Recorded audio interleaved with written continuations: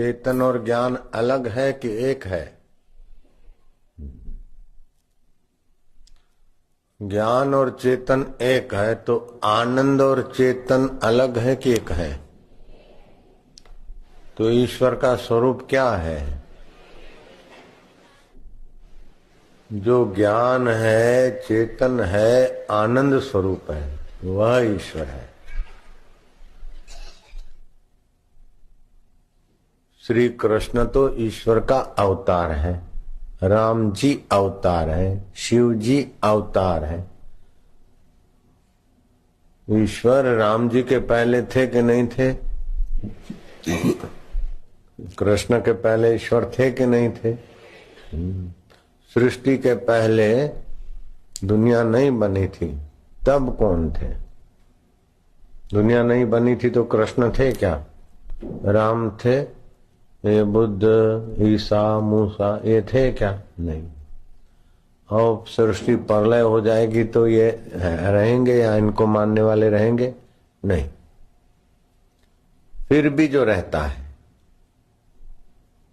उसको बोलते सत्य, उसी को बोलते चित्त और उसी को बोलते आनंद, और वो ज्ञान स्वरूप है। तो ईश्वर ज्ञान स्वरूप है कि नहीं है? है। अगर ईश्वर अज्ञानी है तो सृष्टि बनाई कैसे? कर्म का फल कैसे देंगे? तो ईश्वर ज्ञान स्वरूप हुए, पक्की बात है। चेतन स्वरूप भी हुए। ज्ञान चेतन में होता है। केबिन को, माइक को पता नहीं मैं माइक हूं, हाथ को पता नहीं मैं हाथ हूं, मेरे को पता है तो मैं चेतन हूं। मान गए? मैं ज्ञान स्वरूप हूं, मैं आनंद स्वरूप हूं। और ईश्वर से मैं अलग होकर ज्ञान, चेतन, आनंद रख सकता हूं कि ईश्वर के साथ जुड़कर रख सकता हूं? ठहरो ठहरो, तुमको और सरल बता दूं। ये मेरा जो श्वासोश्वास है, जो मेरे शरीर में चल रहा है श्वास, सारे शरीर में जो प्राणवायु है, लेते तो श्वास है लेकिन अंदर जाते 10 प्रकार हो जाते इसके, प्राण, अपान, व्यान, उदान, समान, कुर्म, ये वो।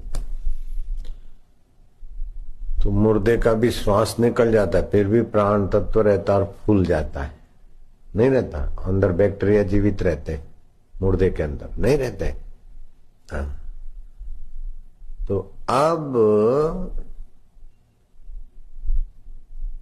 सत्संग का फल और सत्संग की ऊंची बात,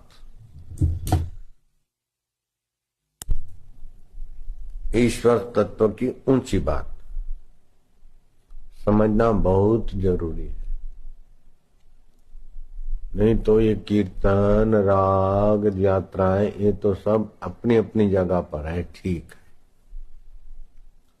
लेकिन आखिरी मंजिल तय नहीं होगी। तो आखिरी मंजिल क्या है? तुलसीदास जी की भाषा में, तुलसी बिनु रघुवीर पद, जिय की जरनी न जाई।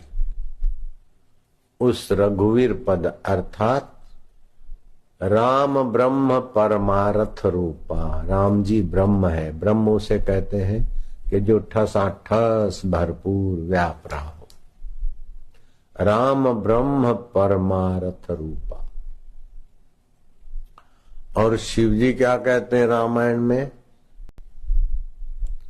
उमा राम स्वभाव जे ही जाना।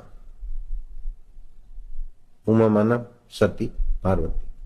उमा राम स्वभाव जे ही जाना, ताही भजन तजी भाव न आना।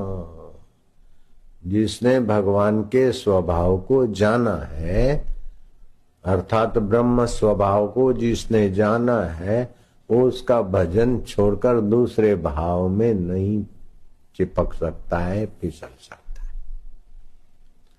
अर्थात अपना ब्रह्म स्वभाव को जिसने जाना, वो सब कुछ करते हुए भी कहीं चिपकेगा नहीं। न दुख में चिपकेगा, न बाह्य सुख में चिपकेगा, न यश में, न अपयश में, न निंदा में, न स्तुति में, न स्वास्थ्य में, न बीमारी में, न शत्रु में, न मित्र में, न अपने में, न पराये में। उसको बोलते निर्लेप। अपने सत्य चित्त आनंद स्वभाव को जिसने जान लिया है, वो सब कुछ करते हुए संसार में कहीं बंधते नहीं है, आसक्त नहीं होते हैं। अच्छा, तो वो ज्ञान स्वरूप, सत्य स्वरूप, आनंद स्वरूप ठसाठस भरपूर है।